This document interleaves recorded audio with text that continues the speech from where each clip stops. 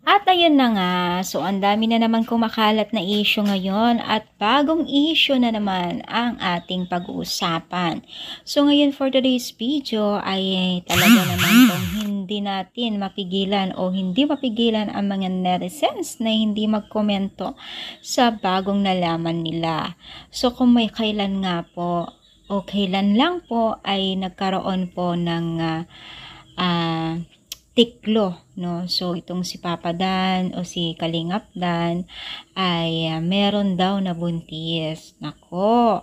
At syempre, umalma ang mga netizens na taga-supporters nila at awang-awa sila kay Joy. Pero guys, pati si Joy nagbabash dahil bakit daw kumagat bigla itong si Joy, hindi man lang daw nagpaligaw ng matagal. So, ang tingin tuloy ng mga netizens kay Kalingap Dan ay talagang babaero daw. Nako, syempre, no? Dahil sa mga bagong issue ngayon, talaga naman pong hindi mapigilan ng mga netizens na hindi maglabas ng sama ng kanilang loob kay Kalingap Dan, no? So, totally nagsorry naman itong si Kalingap Dan sa mga message or what else, no?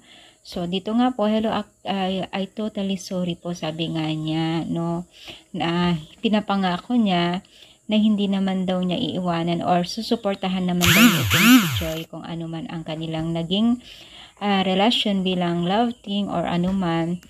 At siya po ay naipit daw sa sitwasyon kaya wala siyang choice kundi umiwan muna at andyan naman daw siya para suportahan itong si Joy sa kanilang naumpisahan. So, anong masasabi ninyo?